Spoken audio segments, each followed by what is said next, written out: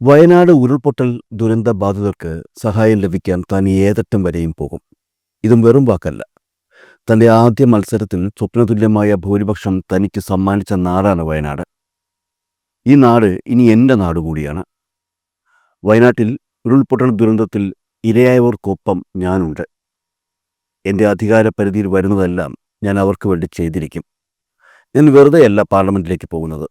പാർലമെന്റിൽ ഞാൻ ഉയർത്തുന്നത് വയനാട്ടിലെ ജനങ്ങളുടെ പ്രശ്നങ്ങളും പ്രതിസന്ധികളുമായിരിക്കും. നിങ്ങൾ എന്തു നൽകിയോ അതിന് പകരം ഞാൻ ചെയ്തിരിക്കും. നിങ്ങൾ നൽകിയതിനെല്ലാം എൻ്റെ ഹൃദയത്തിൻ്റെ അടിത്തട്ടിൽ നിന്ന് നന്ദി പറയുകയാണ്. ദുരന്തം നേരിട്ട ആളുകളുടെ ധൈര്യത്തിൽ നിന്ന് നമുക്ക് ഒരുപാട് കാര്യങ്ങൾ പഠിക്കാനുണ്ട്. ദുരന്തബാധിതരെ സഹായിക്കാൻ നാട് മുഴുവൻ ഒരുമിച്ച് നിന്നത് രാജ്യം മുഴുവൻ നോക്കി പഠിക്കേണ്ടതാണ്. ദുരന്തത്തിന് ശേഷം വിനോദസഞ്ചാരികൾ പോലും വയനാട്ടിലേക്ക് വരാൻ മടിക്കുന്നു. നമുക്കത് മാറ്റിയെടുക്കണം.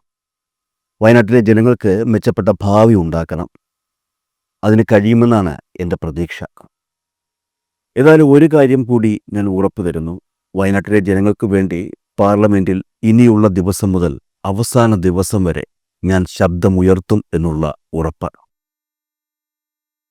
2 ദിവസം മുൻപ്, അതായത് വയനാട് ഉപതെരഞ്ഞെടുപ്പിൽ വൻ ഭൂരിപക്ഷത്തിൽ വിജയിച്ച പ്രിയങ്ക ഗാന്ധിയുടെ മണ്ഡല പര്യടന വേളയിൽ തന്നെ കാണാൻ കൂടി നിന്ന ജനങ്ങളോട് പ്രിയങ്ക ഗാന്ധി പറഞ്ഞ വാക്കുകളാണിത്. കേന്ദ്ര സർക്കാർ പല ഒഴിവുകഴിവുകൾ പറഞ്ഞ് മാറ്റി നിർത്തിയിരിക്കുന്ന വയനാട് ദുരിതാശ്വാസ വിഷയത്തിൽ തന്റെ ഉറച്ച തീരുമാനം പ്രഖ്യാപിക്കുകയായിരുന്നു അന്ന് പ്രിയങ്ക. താൻ വയനാടിനൊപ്പം തന്നെയുണ്ടെന്നുള്ള ഉറപ്പ് പ്രിയങ്ക ഗാന്ധി വയനാട്ടുകാർക്ക് അല്ല, കേരളീയർക്ക് നൽകിയിട്ട് 48 മണിക്കൂറുകൾ കഴിയുന്നതേയുള്ളൂ. വയനാട് ദുരന്തത്തിൽ കേന്ദ്ര സർക്കാരിൻ്റെ നിർണായക തീരുമാനം എത്തിയിരിക്കുന്നു.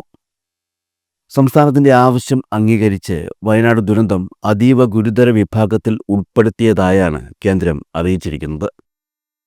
എന്നാൽ കേരളം ആവശ്യപ്പെട്ടതുപോലെ ലെവൽ 3 വിഭാഗത്തിലാണോ ഉൾപ്പെടുത്തിയത് എന്ന് വ്യക്തമല്ല എന്നൊരു വിഷയം മാത്രമേ ഇപ്പോൾ ഇക്കാര്യത്തിൽ ആശങ്കയായി നിലനിൽക്കുന്നുള്ളൂ. 2219 കോടി രൂപയുടെ പാക്കേജ് മന്ത്രാലയ സമിതി പരിശോധിക്കുകയാണെന്ന റിപ്പോർട്ടുകളും പുറത്തു വന്നു കഴിഞ്ഞു.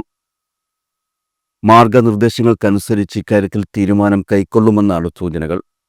സംസ്ഥാന ദുരന്ത നിവാരണ നിധിയിൽ കേരളത്തിൻ്റെ 783 കോടി രൂപയുണ്ടെന്ന് കേന്ദ്രം വ്യക്തമാക്കിയിട്ടുണ്ട്. 153 കോടി രൂപ കേരളത്തിന് നവംബർ 16 അനുവദിച്ചിരുന്നു എന്നും കേന്ദ്ര സർക്കാർ അറിയിച്ചിട്ടുണ്ട്. വയനാട് പാക്കേജുമായി ബന്ധപ്പെട്ട് വയനാട് MP പ്രിയങ്ക ഗാന്ധി കേന്ദ്രമന്ത്രി അമിത്ഷായെ കണ്ടിരുന്നു. UDF LDF MPമാർ പ്രിയങ്ക ഗാന്ധിക്കൊപ്പം ഉണ്ടായിരുന്നു. 2221 കോടി രൂപയുടെ സഹായമാണ് പ്രിയങ്ക ഗാന്ധി അടങ്ങുന്ന സംഘം ആവശ്യപ്പെട്ടത്. വയനാട് പാക്കേജിൽ വിശദാംശങ്ങൾ നൽകാമെന്ന് അമിത്ഷാ പ്രിയങ്കയെയും സംഘത്തിനെയും അറിയിക്കുകയും ചെയ്തിരുന്നു. വയനാട് മുണ്ടക്കൈ ചുഴൽമല ഉരുൾപൊട്ടൽ ദുരന്തം ദേശീയ ദുരന്തമായി പ്രഖ്യാപിക്കാനാവില്ലെന്ന് കേന്ദ്ര സർക്കാർ അടുത്തിടെ വ്യക്തമാക്കിയിരുന്നു. നിലവിലെ മാനദണ്ഡങ്ങൾ ഇത് അനുവദിക്കുന്നില്ലെന്ന് ആഭ്യന്തരമന്ത്രി നിത്യാനന്ദ റായ് ആണ് വ്യക്തമാക്കിയത്.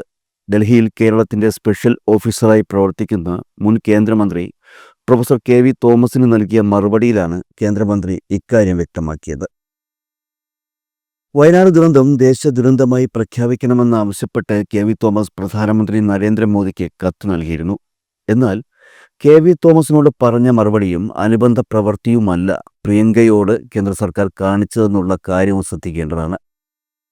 KV തോമസിനോട് മറുപടി പറഞ്ഞ അതേ രീതിയിൽ പ്രിയങ്കയോട് മറുപടി പറയാൻ കഴിയില്ല എന്നുള്ള കാര്യം മറ്റാരെക്കാളും നന്നായി അമിത്ഷായ്ക്കറിയാം. രാജ്യത്തെമ്പാടും നടന്ന ഉപതെരഞ്ഞെടുപ്പുകളിൽ മികച്ച വിജയം BJP സ്വന്തമാക്കിയെങ്കിലും വയനാട് ലോക്സഭാ മണ്ഡലത്തിൽ നടന്ന ഉപതെരഞ്ഞെടുപ്പ് ആ വിജയങ്ങളെയെല്ലാം പിന്നി നിർത്തുന്ന നിരാശ BJP ദേശീയ നേതൃത്വത്തിന് സമ്മാനിച്ചിരുന്നു. കാരണം കോൺഗ്രസ് നേതാവ് പ്രിയങ്ക ഗാന്ധി ആദ്യമായി ലോക്സഭയിലേക്ക് മത്സരിച്ച് വൻ ഭൂരിപക്ഷത്തിൽ വിജയിച്ചതോടെയാണ് ആ നിരാശ രൂപപ്പെട്ടത്. രാഹുൽ ഗാന്ധിയും പ്രിയങ്ക ഗാന്ധിയും ഒരുമിച്ച് ഇനി ലോക്സഭയിൽ ഉണ്ടാകും എന്നുള്ള യാഥാർത്ഥ്യം BJP സംബന്ധിച്ച് കുറച്ചൊന്നുമല്ല ആശങ്കപ്പെടുത്തുന്നത്. ഉത്തരേന്ത്യയിൽ നടന്ന ഉപതെരഞ്ഞെടുപ്പുകളിൽ BJP വലിയ മുന്നേറ്റം കാഴ്ചവച്ചു എങ്കിലും ദക്ഷിണേന്ത്യയിൽ, അതായത് കേരളത്തിൽ, ഇന്ത്യ മുന്നണിക്ക് മാത്രമായിരുന്നു വിജയം. പാലക്കാട് BJP സ്ഥാനാർത്ഥി കൃഷ്ണകുമാർ ഇത്തവണ വിജയിച്ചേക്കുമെന്ന് അഭ്യൂഹങ്ങളൊക്കെ ഉണ്ടായിരുന്നു. പക്ഷേ അവസാനം ഫലം വന്നപ്പോൾ വൻ ഭൂരിപക്ഷത്തിൽ തോറ്റു. അതേസമയം വയനാടിനെ സംബന്ധിച്ച് രാഹുൽ ഗാന്ധിയെയും വെല്ലുന്ന പ്രകടനമാണ് പ്രിയങ്ക കാഴ്ചവച്ചിരിക്കുന്നത്. സ്വപ്ന ഭൂരിപക്ഷത്തിലാണ് തന്റെ കന്നി അംഗത്തിൽ പ്രിയങ്ക വിജയിച്ചത്. എന്തായാലും ലോക്സഭാ വിജയം സംബന്ധിച്ച് ഏകദേശം ദിവസങ്ങൾക്കുള്ളിൽ തന്നെ പ്രിയങ്ക വയനാടിനോടുള്ള ആത്മാർത്ഥത കാണിച്ചിരിക്കുകയാണ്. മലയാളികളെ സംബന്ധിച്ച് വളരെ പ്രതീക്ഷയുള്ള കാഴ്ച.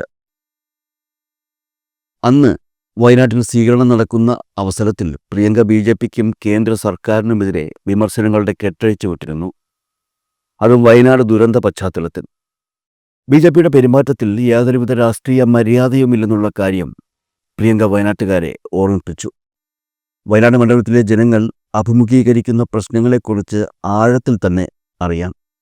പ്രശ്നങ്ങൾ പരിഹരിക്കാൻ ഞാൻ പോരാടും. മാത്രമല്ല, വയനാട്ടിലെ ജനങ്ങളെ സംബന്ധിച്ച് വളരെ പ്രധാനപ്പെട്ട ഒരു അറിയിപ്പ് കൂടി പ്രിയങ്ക തന്റെ പ്രസംഗത്തിൽ ഉൾപ്പെടുത്തിയിരുന്നു. ജനങ്ങൾക്ക് ഏത് സമയത്തും അവരുടെ പ്രശ്നങ്ങളുമായി തൻ്റെ അടുത്തു വരാം എന്ന ഉറപ്പ്. ഈ ഉറപ്പ് പ്രിയങ്ക വെറുതെ നൽകിയതല്ല. സാധാരണ മറ്റു സംസ്ഥാനങ്ങളിൽ നിന്ന് ഇതര സംസ്ഥാനങ്ങളിലെത്തി മത്സരിക്കുന്ന സംസ്ഥാനത്ത് ഒരു ഓഫീസ് തുറക്കുക സാധാരണയാണ്. പക്ഷെ പ്രിയങ്ക ഗാന്ധി ഇവിടെ, അതായത് വയനാട്ടിൽ, ഓഫീസ് മാത്രമല്ല തുറന്നിരിക്കുന്നത്, ഒരു വീടും എടുത്തിരിക്കുകയാണ്. അതായത് താൻ ഇനിയും വയനാട് മണ്ഡലത്തിൽ തന്നെ എപ്പോഴും കാണും എന്നുള്ള ഉറപ്പാണ് പ്രിയങ്കയുടെ പ്രവൃത്തിയിലൂടെ വ്യക്തമായിരിക്കുന്നത്. തനിക്ക് താമസിക്കാൻ ഒരു വീട് വേണമെന്ന ആവശ്യമാണ് പ്രിയങ്ക ആദ്യം ഉന്നയിച്ചത്. കാരണം താൻ ഭൂരിഭാഗം സമയത്തും മണ്ഡലത്തിൽ തന്നെ കാണുമെന്നുള്ള സൂചനകൾ തന്നെയാണ് പ്രിയങ്ക ഇതിലൂടെ വ്യക്തമാക്കുന്നത്. സാധാരണയായി ഇങ്ങനെയുള്ള സാഹചര്യങ്ങളിൽ MPമാർ മണ്ഡലത്തിലെ തൻ്റെ ഓഫീസിലെത്തി അതിനുശേഷം 1-2 ദിവസം താമസിക്കുകയാണെങ്കിൽ അടുത്തുള്ള റെസ്റ്റ് ഹൗസിലോ അല്ലെങ്കിൽ ഹോട്ടലുകളിലോ ആയിരിക്കും താമസിക്കുക. പക്ഷേ ഇവിടെ പ്രിയങ്ക ഗാന്ധി പറഞ്ഞിരിക്കുന്നത് തനിക്ക് സ്ഥിരമായി താമസിക്കാൻ ഒരു വീടിൻ്റെ ആവശ്യമുണ്ട് എന്നാണ്.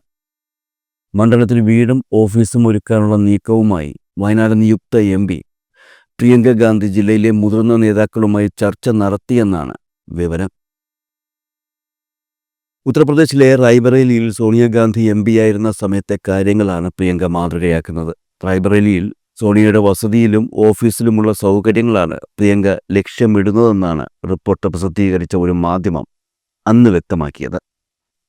കോൺഫറൻസ് റൂം, ജനങ്ങളോട് സംസാരിക്കാനുള്ള ഓഫീസ്, ഔദ്യോഗിക പാർട്ടി യോഗങ്ങൾ ചേരാനുള്ള സംവിധാനം എന്നിവയൊക്കെ ഓഫീസിൽ വേണമെന്ന് പ്രിയങ്ക ആവശ്യപ്പെട്ടിട്ടുണ്ട്. വയനാട് ഉപതെരഞ്ഞെടുപ്പിലാണല്ലോ പ്രിയങ്ക ആദ്യമായി മത്സരിക്കുന്നത്. ഈ തെരഞ്ഞെടുപ്പിൽ പ്രചരണത്തിന് എത്തിയപ്പോഴൊക്കെ പ്രിയങ്ക താമസിച്ചിരുന്നത് റിസോർട്ടിലും ഹോട്ടലുകളിലും മറ്റുമായിരുന്നു. എന്നാൽ പ്രചരണത്തിന് വരുന്നത് പോലെയല്ല MP കഴിഞ്ഞ ശേഷം. മാത്രമല്ല, മണ്ഡലത്തിൽ സന്ദർശനത്തിന് വന്നിട്ട് പോകുന്ന ഒരു MP താനെന്ന് പറയിപ്പിക്കാനും പ്രിയങ്ക ഒരുക്കമല്ല. ഭൂരിഭാഗ സമയവും മണ്ഡലത്തിലെ MP ഈ നാട്ടിൽ തന്നെ ഉണ്ടാവണം എന്ന് തന്നെയാണ് പ്രിയങ്ക ആഗ്രഹിക്കുന്നത് എന്ന് വ്യക്തം. നേരത്തെ രാഹുൽ ഗാന്ധി MP സമയത്ത് റിസോർട്ടിലും PWD റെസ്റ്റ് ഹൗസിലുമൊക്കെയായിരുന്നു താമസിച്ചിരുന്നത്. രാഹുലുമായി താരതമ്യം ചെയ്യുമ്പോൾ പ്രിയങ്കയ്ക്ക് ദേശീയ രാഷ്ട്രീയത്തിൽ ചുമതലകൾ കുറവാണ്. അതുകൊണ്ട് തന്നെ കൂടുതൽ സമയവും പ്രിയങ്ക വയനാട്ടിൽ ഉണ്ടായേക്കും എന്ന് തന്നെയാണ് വ്യക്തമാവുന്നത്. വയനാട്ടിൽ സംഘടിപ്പിച്ച മണ്ഡല പര്യടനത്തിൽ ജനങ്ങളോട് തുറന്ന് ഇടപെടാനും പ്രിയങ്ക തയ്യാറായി. മണ്ഡലത്തിലെ വികസനങ്ങളെക്കുറിച്ചുള്ള തൻ്റെ കാഴ്ചപ്പാടും ഇനി വേണ്ട മാറ്റങ്ങളുമൊക്കെ പ്രസംഗമധ്യേ പ്രിയങ്ക ജനങ്ങളോട് വിവരിച്ചു. നമ്മൾ നടത്തുന്ന പോരാട്ടം 2 തലങ്ങളിലാണെന്ന് പ്രിയങ്ക പറഞ്ഞു. ആദ്യത്തെ പോരാട്ടം ജനങ്ങളുടെ ഭാവിക്ക് വേണ്ടിയുള്ളതാണ്. ഇവിടുത്തെ ആരോഗ്യ സംവിധാനങ്ങളും വിദ്യാഭ്യാസ സേവന സംവിധാനങ്ങളും അടക്കമുള്ളവ മെച്ചപ്പെടുത്താൻ വേണ്ടിയുള്ളത്. റോഡുകളുടെ വികസനം, വിനോദസഞ്ചാര മേഖലയുടെ പുരോഗതി, രാത്രിയാത്രാ നിരോധനം, മനുഷ്യ വന്യജീവി സംഘർഷം തുടങ്ങി നിങ്ങൾ നേരിടുന്ന പ്രശ്നങ്ങൾ പരിഹരിക്കാൻ കഴിയുന്നതൊക്കെ ചെയ്യുക എന്നുള്ളത് എൻ്റെ ദൗത്യമാണെന്നും പ്രിയങ്ക കൂടി നിന്ന ആയിരക്കണക്കിന് ജനങ്ങളോട് വ്യക്തമാക്കി. ഞാനിപ്പോൾ പ്രിയങ്ക എന്ന ഒരു വ്യക്തിയല്ല, ഇന്ത്യൻ പാർലമെൻറ്റിൽ നിങ്ങളെ ഓരോരുത്തരെയുമാണ് പ്രതിനിധീകരിക്കുന്നത്. അതായത് ഞാൻ ഈ കൂടി നിൽക്കുന്ന ജനങ്ങൾ തന്നെയാണ് എന്നാണ് പ്രിയങ്ക പറഞ്ഞത്. പോരാട്ടത്തിന് 2ാമത്തെ തലത്തെക്കുറിച്ചും പ്രിയങ്ക വ്യക്തമാക്കി. ഈ രാജ്യം മുഴുവൻ ഇന്ത്യൻ ഭരണഘടനയ്ക്ക് വേണ്ടി പോരാടുകയാണ്. ഈ രാജ്യത്തിൻ്റെ മൂല്യങ്ങൾ വീണ്ടെടുക്കുന്നതിന് വേണ്ടിയുള്ള പോരാട്ടം, അതാണ് 2ാമത്തെ പോരാട്ടമെന്നാണ് പ്രിയങ്ക പറയുന്നത്. ഭരണഘടനാ മൂല്യങ്ങളെ ബഹുമാനിക്കാത്ത BJPക്കെതിരെയാണ് നമ്മൾ പോരാടുന്നതെന്നും പ്രിയങ്ക വ്യക്തമാക്കി. പാർലമെൻറ്റിൽ BJPക്കെതിരെ തുറന്ന യുദ്ധത്തിന് തന്നെയാണ് താൻ ഒരുങ്ങുന്നതെന്നുള്ള സൂചനകൾ തന്നെയാണ് 10,000 കണക്കിന് ജനങ്ങളെ സാക്ഷിയാക്കി പ്രിയങ്ക വേദിയിൽ പ്രഖ്യാപിച്ചത്. എന്തായാലും പ്രിയങ്കയുടെ വയനാട് എം പിയായുള്ള സ്ഥാനമാറ്റം വയനാട്ടുകാരെ സംബന്ധിച്ച് വെറുതെയായില്ല. നാട്ടിൻപുറത്ത് പറയുന്നൊരു ചൊല്ലുണ്ട്, കരയുന്ന കുട്ടിക്ക് പാലുള്ളൂ എന്ന്. എന്തായാലും പ്രിയങ്ക കരയാൻ തീരുമാനിച്ചിട്ടില്ല. പകരം ചോദിക്കേണ്ട സമയത്ത് ചോദിച്ചു വാങ്ങിക്കാൻ തന്നെയാണ് തീരുമാനം. ആദ്യ തീരുമാനം നടപ്പായി കഴിഞ്ഞു. ബാക്കിയുള്ളവ പിന്നാലെ എത്തുമെന്നുള്ള പ്രതീക്ഷ വയനാട്ടുകാർക്കുണ്ട്.